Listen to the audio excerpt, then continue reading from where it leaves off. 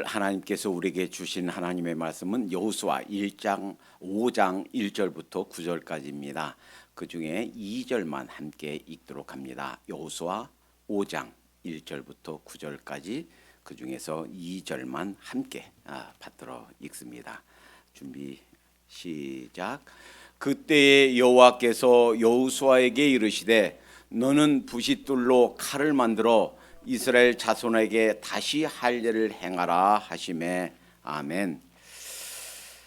각지에서 모인 목사님들이 모인 모임에 가면 늘 공통적으로 듣는 이야기가 있습니다. 목사님들이 전국에서 모여요. 각 주에서 그리고 각 도시에서. 그러면 그 목사님들이 한국에서 마찬가지, 미국에서도 마찬가지예요. 늘 하시는 말씀이 어디도 다 어렵지만 내가 있는 그 도시, 내가 있는 그 주 참 전도하기 어렵습니다. 목회하기 어렵습니다. 아마도 가장 힘든 곳이 그 도시일 겁니다. 이렇게 얘기를 해요. 어제 여기 귀넷 지방회, 미국 지방회예요. 모임에 사모님하고 같이 갔습니다. 어느 목사님이 설교하면서 그런 얘기하는 거예요. 자기가 40년 동안 40여 년 목회해 왔지만 오늘날처럼 그렇게 목회하기가 힘들 때가 없었다는 거예요. 가끔 한국에서 목사님들이 그래요. 70년대는 그 십자가 꽂기만 하면 교회 간판만 걸면 사람들이 막 왔대요. 전도가 됐대요. 목회가 됐대요. 교회가 성장했대요. 근데 지금은 참 어려운 때다. 이렇게 말씀하시는 걸 들었습니다. 근데 실은 그 목사님이 계신 그 도시만 어려운 것이 아니고 지금만 어려운 것이 아니고 사실은 이 주님의 복음 전하는 일, 전도하는 일, 목회하는 일 어느 시대나 어느 도시나 어려운 줄로 믿습니다. 모세가 출애굽할 때도 어려웠고요. 또 여호수아가 가나안 땅 들어가는 데도 어려웠고요. 그 가나안 땅에서 살아가는 것도 만만치가 않습니다. 어쩌면 이 세상 삶 사는 것 자체가 만만치가 않은 것 같아요. 한 주간 동안 열심히 사시느라 고생하셨죠. 삶 자체가 쉬운 게 아니에요. 우리가 에덴을 쫓겨난 뒤로, 에덴 동산을 쫓겨난 뒤로 전 모든 인간들은 전 세계에 3,000년 전이나 1,000년 전이나 지금이나 똑같이 어렵고요. 똑같이 고된 것이 정도 차이는 조금 있을지 몰라도 똑같습니다. 그러나 우리가 힘들지만 승리하는 비결은 있어요. 어떻게 하면 이 세상에서 승리하며 사는가? 어떻게 하면 이 세상에서 죄와 악에게 지지 않고 이기며 사는가? 그 비결은 가르쳐 주셨어요. 오늘 여호수아 5장은 6장에 여리고성을 진격하기 전에 있었던 4가지 사건을 말씀해 주십니다. 그리고 이 4가지 사건은 어떻게 일상생활에서 우리가 예수님을 믿고 구원받은 사람이 어떻게 이 세상을 이기면서 사는가 하는 4가지 중요한 원리를 말씀해 주시는데 오늘 말씀을 준비하다 보니까 너무 길어요. 그래서 좀 단순화 시킬 필요가 있구나 싶어서 그 4가지 중에 한 가지만 살펴봅니다. 그리고 그 한 가지의 명령이 오늘 2절 함께 읽은 이 말씀이에요. 여호수아에게 예수님께서 하나님께서 말씀하십니다. 너는 부싯돌로 칼을 만들어. 부싯돌이 뭐예요? 돌이에요. 돌을 갈아서 뾰족하게 만들어서 지금처럼 칼이 어디 있어요? 면도날 그런 게 어디 있어요? 면도날 있으면 얼마나 쉽겠어요. 근데 그 부싯돌 돌 가지고 칼을 만들어서 그걸로 살점을 베라니 그 잘 베어지겠어요? 안 베어지죠. 잘. 그리고 안 베어지니까 어때요? 아프지요. 얼마나 아프겠어요. 생쌀을 돌로 뾰족한 돌 만들어서 생쌀을 찌질을 하니 그 얼마나 아프겠어요. 얼마나 덧나겠어요. 그런데 그렇게 할례를 행하라 하는 거예요. 할례가 뭔지는 알죠. 남성을 베라 하는 거예요. 자, 이 할례를 행하라. 그리고 왜 이 할례를 행하는지에 대해서 2절부터 9절까지 길게 다른 사건들은 다른 일들은 간략하게 말씀만 하시는데 이 사건은 길게 말씀해 주십니다. 그러면 이 할례하는 사건과 우리가 예수님 믿고 구원받은 사람이 이 세상을 살아가는 것과 어떤 관계가 있는가 하는 것을 묵상해 봅니다.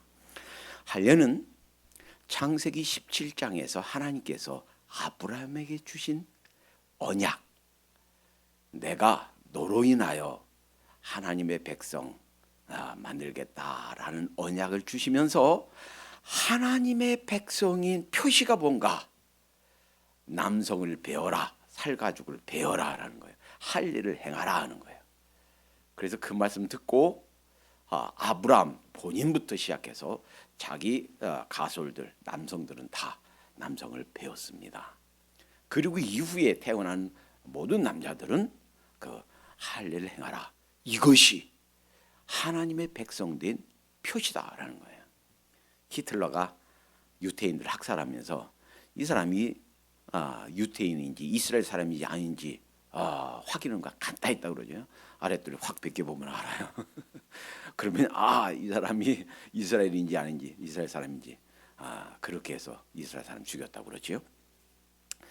자, 그런데 이것이 하나님의 백성인 징표, 표시, 사인인데 이런 의미예요. 자, 이제 출애굽해서 가데스 바니아에서 12 정탐꾼을 보내서 정탐했습니다. 12명 중에 10명은 부정적인 보고를 했어요. 그 가나안 사람들 너무 크고 견고하고 안악자손 막 거인들입니다. 우리가 거기 보니까 아이고 우리는 메뚜기인 것 같아요. 우리가 보기에도 우리가 메뚜기 같아요. 안 됩니다. 큰일 났습니다. 차라리 애굽에서 죽으면 좋았을 뻔했습니다. 우리 어린 아이들과 여자들은 포로로 잡혀가서 종살이 할 겁니다. 해서 그들의 부정적인 보고가 전 진중에 퍼져서 큰 소리로 울었다고 그랬어요. 하나님께서는 책망하십니다. 너희가 어느 때까지 나를 믿지 못하겠느냐. 그리고서 주신 벌이 너희 20세 이상 장년 그러니까 군인이에요. 너희들은 이 광에서 다 죽을 것이다.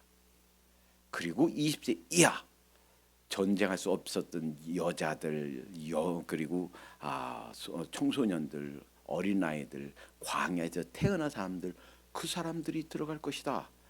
40년 전에 모세 때 주신 말씀이에요. 그런데 이제 그 말대로 그대로 됐습니다. 이제 요단강을 건너왔어요. 가나안에 들어왔습니다. 모세가 그토록 소원하던 일, 그래서 너무나 그 기도 응답이 안 되는 것 때문에 너무 속상해서 하나님께 3번 기도했다고 그랬어요.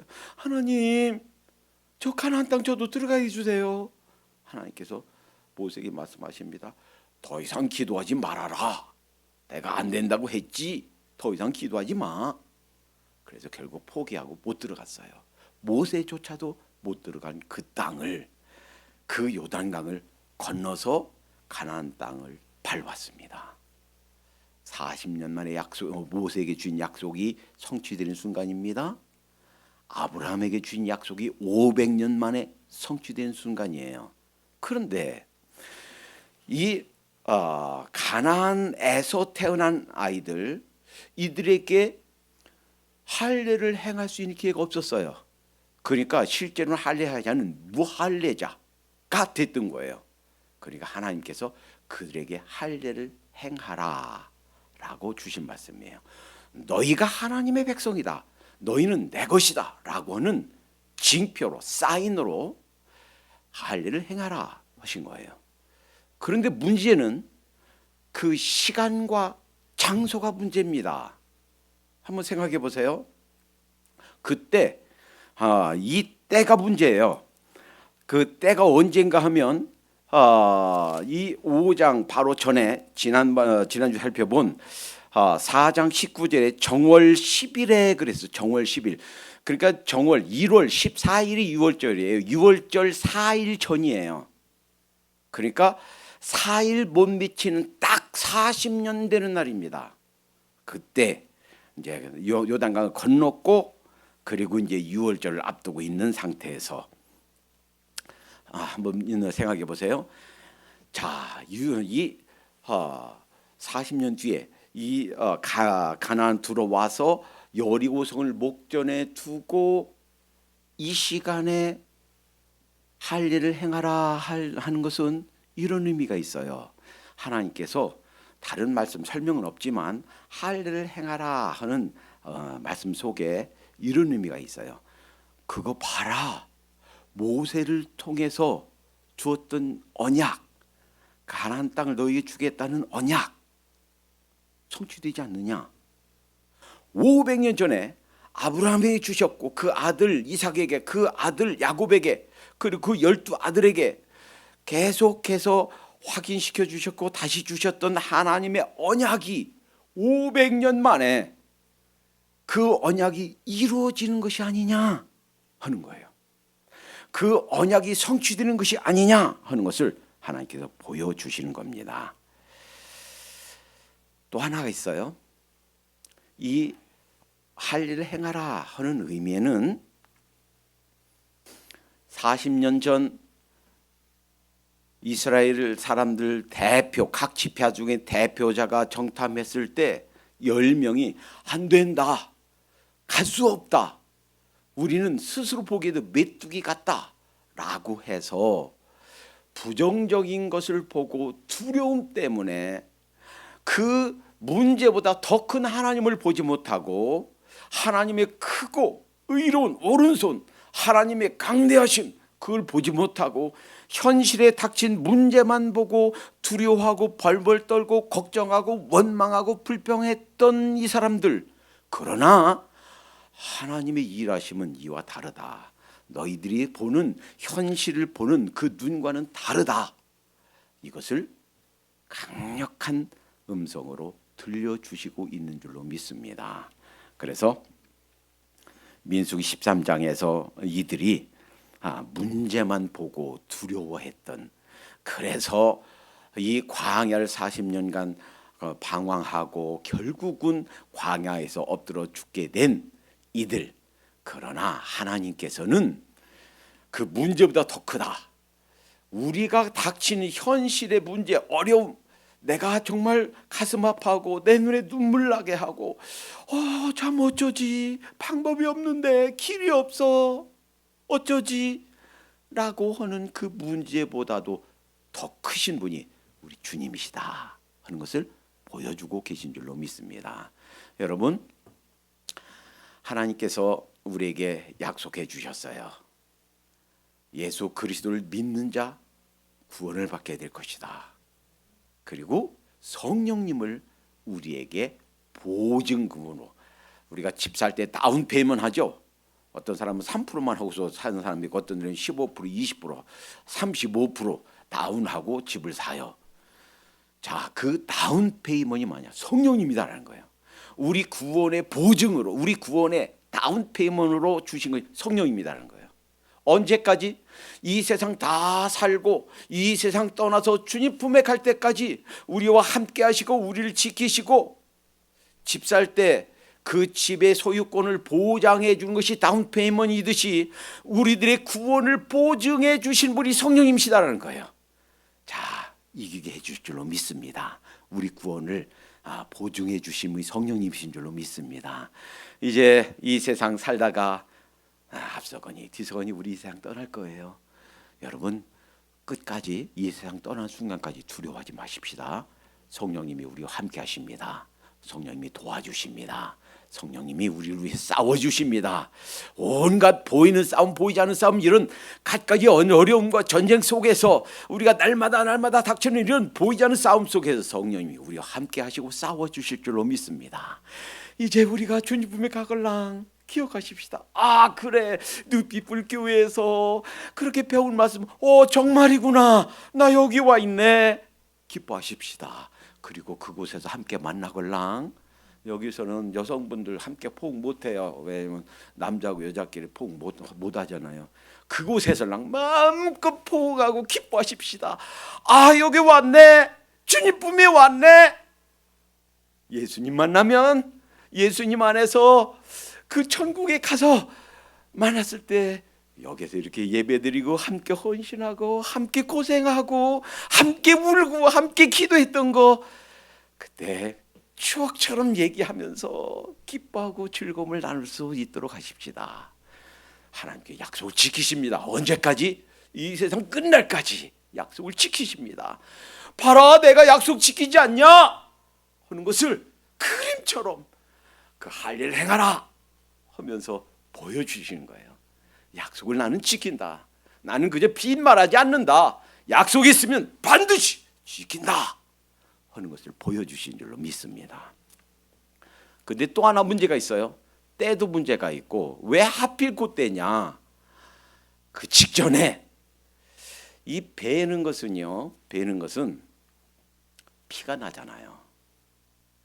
그리고 이거 끝난 다음에 하나님께서 이렇게 말씀하세요. 내가 그 9절, 내가 오늘날 애굽의 수치를 너희에게서 굴러가게 하였다 하셨으므로. 그러니까 이렇게 되는 거예요. 이 애굽은 뭐예요? 죄를 상징해요. 세상을 상징해요. 거기서 종살이했어요. 거기서 이스라엘 사람들이 여호와 하나님을 한 번도 못 섬겼어요. 예배 못 드렸어요. 그리고 애굽의 신들, 그들이 신으로 섬기는 거 함께 예배드렸어요. 왜냐면 거기 종살이 하니까, 주인이 하니까 저 섬기는 거 가서 도와주고 함께 예배드리고, 그것만 했지, 죄만 했지, 우상숭배만 했지, 하나님을 섬길 수가 없었어요. 그런데 그것을 끊어내는 거예요. 피를 보는 거예요. 할례가요, 그런 거예요. 그러니까 내 그 애굽의 수치를 물러가겠다 하는 거예요. 더 이상 이제 죄가, 더 이상 애굽의 세상의 죄에 얽매여 살던 노예 생활했던 것이 물러가겠다는 거예요. 더군다나 저 애굽 사람들이 이스라엘 사람들을 향해서 흉봤어요. 봐라, 너희 신이 거기서 구원해낸다고 그랬지 않느냐? 가서 그냥 갖가지 어려움만 있지 않냐? 너희 가서 뭐 좋은 일이 있니? 하고 비난하고 조롱하는 거 물러가겠다는 거예요. 봐라, 가나안 땅에 들어왔지 않느냐? 하나님께서 약속이 이루어 주시지 않느냐, 약속이 성취되지 않느냐, 이것을 보여주시는 거예요. 자, 또 하나, 이게 때가 문제일 뿐만 아니라 장소도 문제예요. 지금 장소 지금 어디에 있어요? 자, 이제 모압 땅에서 요단강을 건너와서 여리고성을 눈앞에 두고 있습니다. 지금 길갈이에요. 그러니까 바로 코앞에 여리고성 적군을 두고 있어요. 자, 이 남성을 베면 적어도 며칠간 움직이지 못해요. 너무 아파서. 실제로 창세기 34장에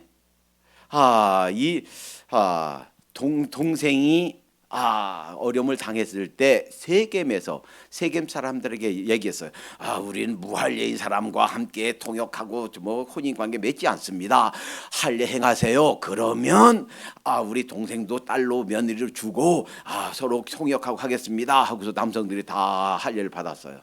그 사이에 둘째 시몬과 셋째 레위가 가서 남성들을 다 죽였습니다. 그런 사건이 실제로 있었어요. 만약에 여호수아 군 여기에서 2명의 정탐꾼을 보낸 것처럼, 스파이를 그 가나안에 보낸 것처럼, 역으로 그쪽에서 스파이 단 한 명만 우리 쪽으로 보내서 이 사람들이 할례를 받고 꼼짝 못하고 있습니다 알았더라면 이스라엘 사람들이 전멸할 수도 있는 위험에 처해 있어요. 기가 막힌 거 아닙니까? 그래서 어떤 성경학자는요, 하나님의 유머다. 아니, 적군을 눈앞에 두고 이 일촉즉발, 전쟁이 언제 일어날지 모르는 일촉즉발의 위기 상황에서 바로 적군을 눈앞에 두고 여리고 성 앞에서 할례를 행하라니, 그 할례를 행하면 적어도 며칠간 움직이지 못하고 꼼짝 못할 때인데 거기에서 할례를 행하니 이게 말이나 되는 상황인가? 무슨 의미예요? 전쟁은 너희가 하는 것이 아니다. 이 보이지 않는 하늘나라 가는 길에 일어나는 모든 싸움들은 너희 힘으로, 너희 지혜로, 너희 경험으로, 너희 기술로, 돈을 의지해서가 아니라 하나님을 의지해서 하나님의 힘으로 싸우는 것이다 라는 것을 아주 강력하게 가르쳐 주신 줄로 믿습니다. 너희 힘을 의지하지 마. 내 힘으로 되는 거 아니야. 내가 잘나서 이루는 것이 아니야. 하나님께서 함께 하시고 하나님께 힘 주시고 하나님께 이기게 하시고 하나님께서 함께 하시기 때문에 이 모든 정복이 이루어지는 거야 하는 것을 가르쳐 주시는 거예요. 아주 첫눈 같은 음성으로 우리에게 교훈해 주신 줄로 믿습니다.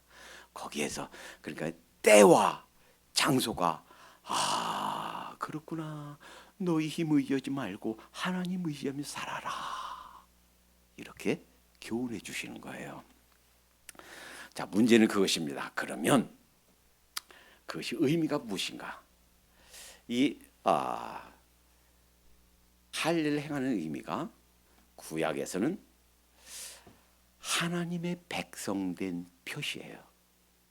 자, 그러면 신약에 와서 하나님의 백성된 표시로 할례를 행해야 되는가? 자, 여기에 중요한 갈림길이 있어요. 두 가지 질문입니다. 하나는 애굽에서 나온 두 아이들이 이제 할례를 행했는데 그 할례가 신약에 와서 다른 것으로, 즉 하나님의 백성된 표시로 다른 것으로 대치되었느냐, 아니면 대치되지 않고 지금도 계속 행해야 되느냐. 그러니까 두 번째는 믿고 구원받은 우리 크리스천들도 그리스도인들도 할례를 행해야 되느냐. 두 가지 문제. 이 첫 번째 문제를 살펴봅니다. 구약에서 하나님의 백성이 표시로 주신 이 할례 의식이 다른 것으로 대치되었는가? 라는 질문에 대해서는 많은 크리스찬들 기독교에서 yes, 그렇습니다 라는 거예요. 그러나 그러면 대치되었다면 구약의 할례가 신약에서 뭐냐? 대치된 것이 뭐냐? 라는 것에 대해서는 많은 사람들이 일치하지 않습니다. 자, 우선 대표적인 견해는 로만 캐톨릭의 견해예요. 로만 캐톨릭에서는 구약의 할례가 신약에 와서 세례 혹은 침례, 영세로 대치되었다, 바꿔졌다. 자, 그 근거는 골로새서 2장 말씀이에요.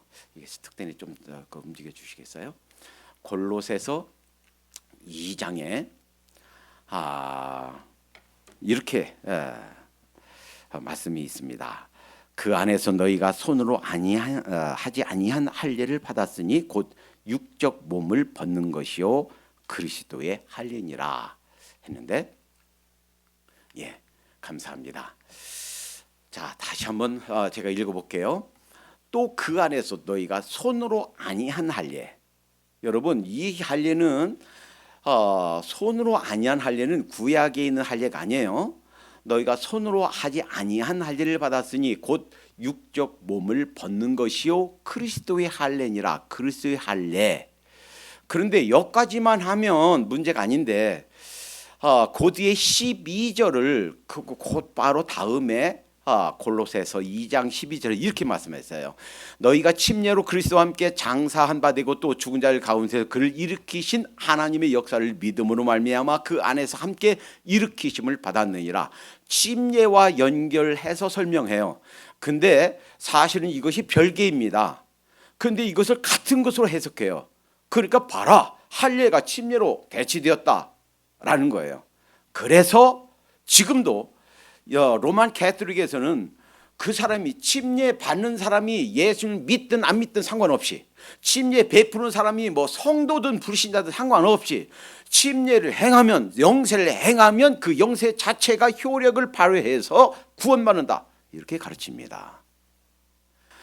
심지어는 우리 개신교에서도 그와 같지는 않지만 교회에서 행하는 세례가 바로 할례 대용이다라고 개신교에서 여러 교단에서 그렇게 가르칩니다. 과연 그런가? 자, 골로새 2장 11절과 12절이 연결할 수 있는 건가? 자, 조금 더 깊이 살펴보면 그렇지 않다 하는 것을 알게 돼요. 자, 이 하나님께서 구약의 하나님의 백성의 표시로 주신 이 할례는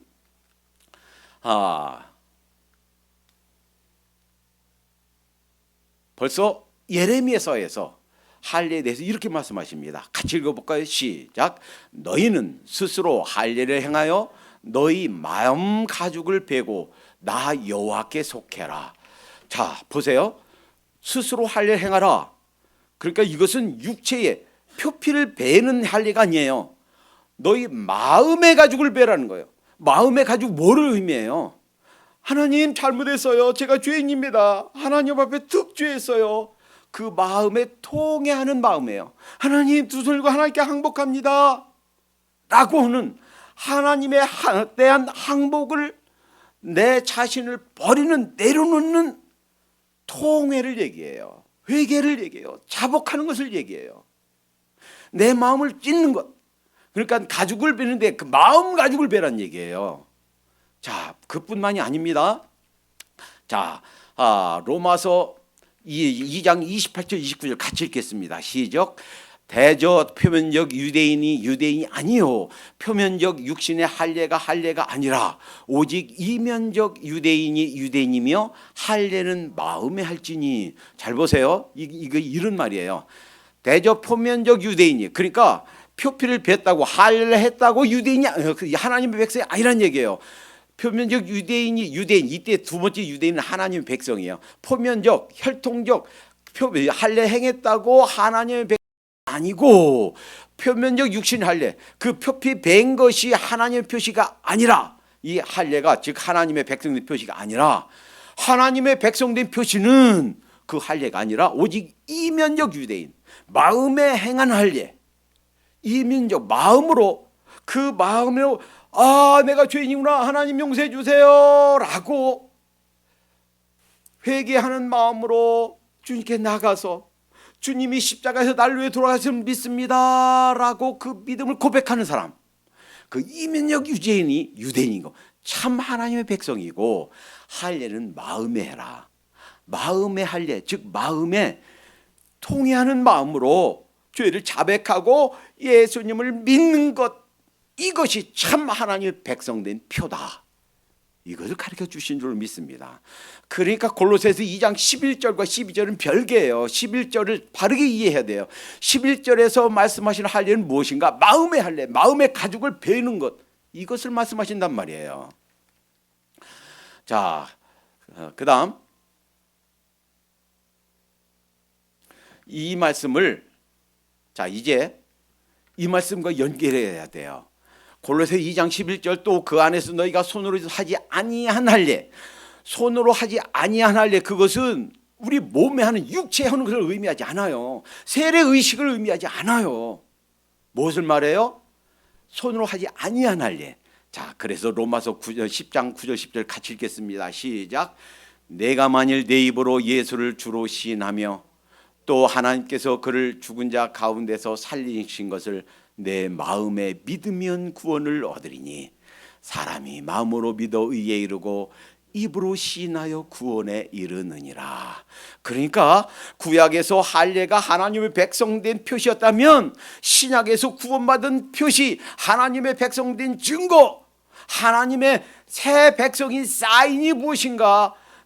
만일 내 입으로 예수를 주로 신앙이며 또 하나님께서 그를 죽은 자 가운데 살리신 것을 내 마음에 믿으면, 마음에 믿는 믿음, 마음의 가죽을 찢고 내 자신을 내려놓고, 내 주장, 내 계획, 나의 비전, 내 자신을 내려놓고 주님을 내 주인으로 모셔드리는 것, 마음에 믿는 것, 그러면 구원을 얻는단 말이에요. 이것이 구원의 표시예요.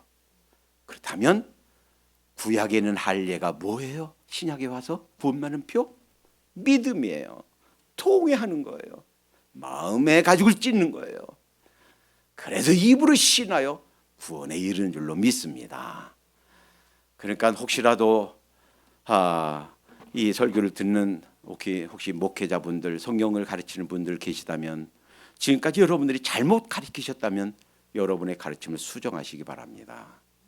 바르게 이해하시기 바랍니다.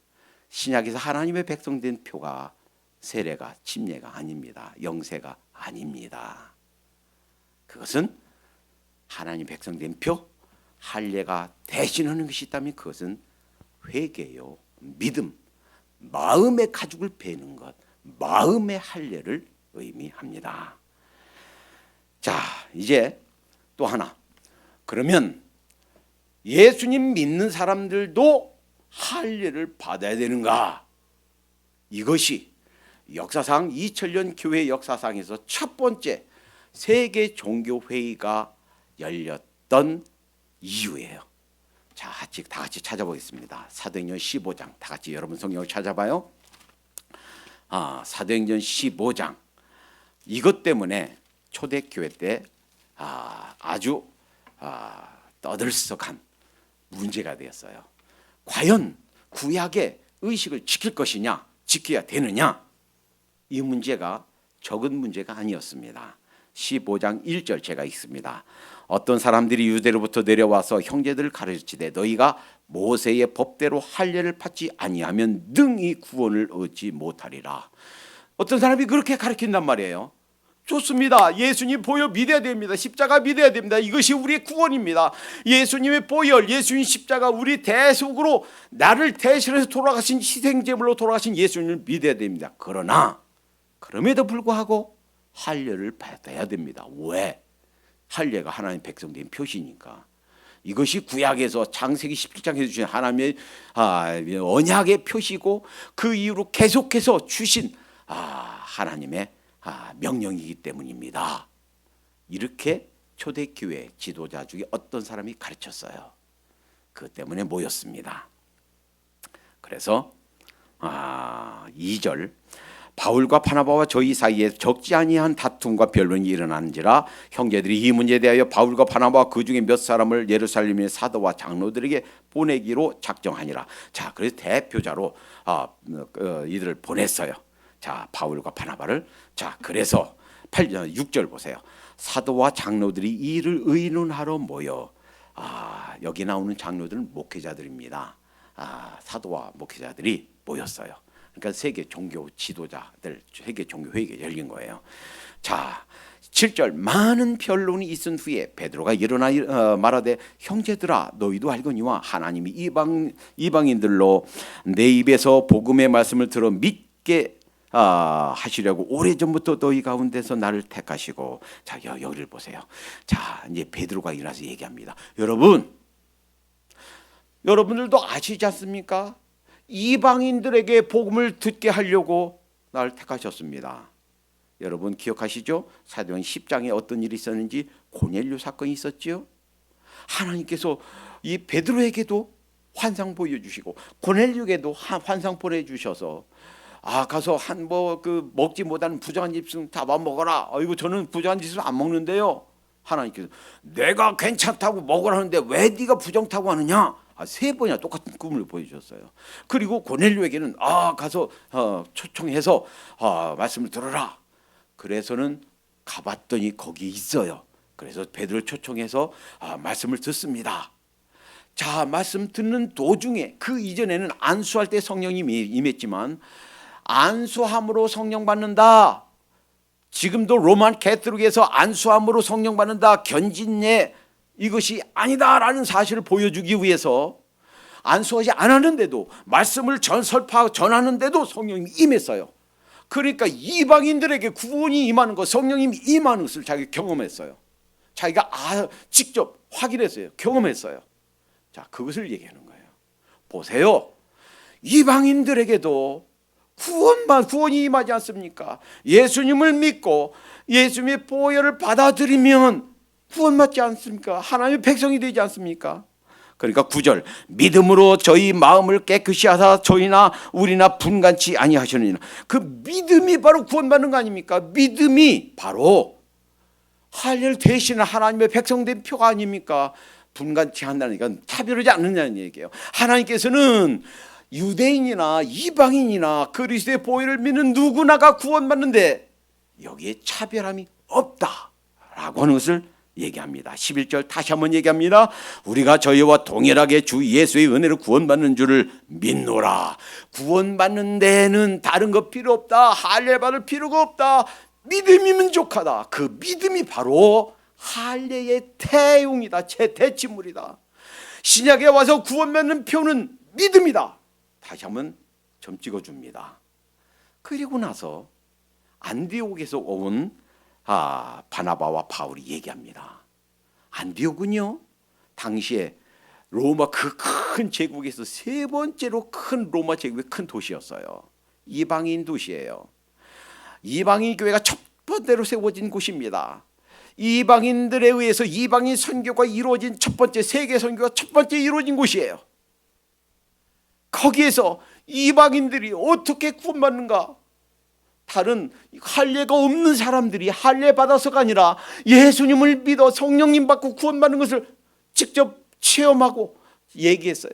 자, 그것이 12절. 온 무리가 가만히 있어 바나바와 바울이 하나님이 자기들로 말미암아 이방인 중에서 행하신 표적과 기사를 구하는 걸 듣더니 다 얘기를 듣고 그렇구나, 믿으면 구원받는구나, 꼭 할례가 아니어도 할례가 없는 백성인데도 구원이 임하는구나 들었습니다.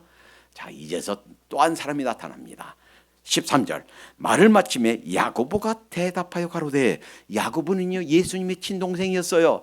예수님 살아계실 때는 예수님을 메시아로 믿지 않았던 사람이에요. 그 홀로 되신 어머님을 큰형님이 돼서 돌보지 않고 뭐 하는 겁니까? 사람들만 쭉 못 데리고 다니면서 헛된 소리 나고, 어머님이 집에 좀 오라고 그러면 누가 어머니냐, 누가 내 형제냐 그러고 헛소리는 하고, 그러던 그 형님이 실제로 십자가에 못 박혀 죽는 것을 보았습니다. 그리고 실제로 살아난 걸 보았습니다. 그리고 깨닫습니다. 그분이 정말 메시아였구나. 그리고 나서 이 사람이 예수님이 제자가 됩니다. 예수님이 친동생이에요. 그리고 우리 성경에는 야고보서를 쓴 야고보예요. 자, 이제는 예루살렘 교회의 지도자가 되어 있습니다. 그래서 벌떡 일어나서 한 소리 합니다. 이 사람이 하는 얘기가 13절부터 19절까지 길게 되어 있어요. 14절. 하나님이 처음으로 이방인 중에서 자기 이름을 위하여 백성을 취하려고 저희를 권고하신 것을 시몬이 고하였으니, 이 시몬은 베드로예요. 베드로의 이름이에요. 자, 베드로가 잘 얘기했다. 그리고서 선지자들의 말씀이 이와 합하도다. 선지자들이 벌써 예언했다. 구약에서 하나님의 백성된 표가 할례였는데 이것이 바뀔 때가 온다. 벌써 구약이 예언했다 하는 거예요. 16절. 이후에 내가 돌아와서 다윗의 무너진 장막을 다시 지으며, 다윗의 무너진 장막은 뭐예요? 성전이에요. 성전은 실제인 건물이 아니라 바로 예수님의 몸을 상징한다고 요한복음 2장에 말씀해 주셨습니다. 다윗의 무너진 장막을 다시 지으며 또 그 퇴락한 것을 다시 지어 일으키리니, 이는 그 남은 사람들과 내 이름을 일컬음을 받는 모든 이방인들로 주를 찾게 하려 함이라. 이방인들, 할례가 없는 사람들, 그들도 구원받고 그들도 하나님의 백성이 되게 하는 것, 바로 성전된 예수님의 몸, 우리 여러분과 저를 대신해서 돌아가셨다가 다시 살아나신 그 예수님의 희생제물, 그것을 통해서 구원받게 되는 일이 있게 될 것이다. 오늘 이것이 이루어졌다 하는 거예요. 그러니 더 이상 할례를 행하라고 무거운 짐을 지우지 말아라 하는 거예요. 단지 구약에서 행하던 거 행할 것은 20절. 다만 우상에 더러운 것과 우상 더러운 것과 그리고 음행과 온갖 종류의 성적인 부도덕, 각종 핑계로 하는 성적인 범죄 하지 말고 목매어 죽인 것과 피를 멀리하라고 편지하는 것이 가하니. 자, 여기 보세요. 저를 보세요.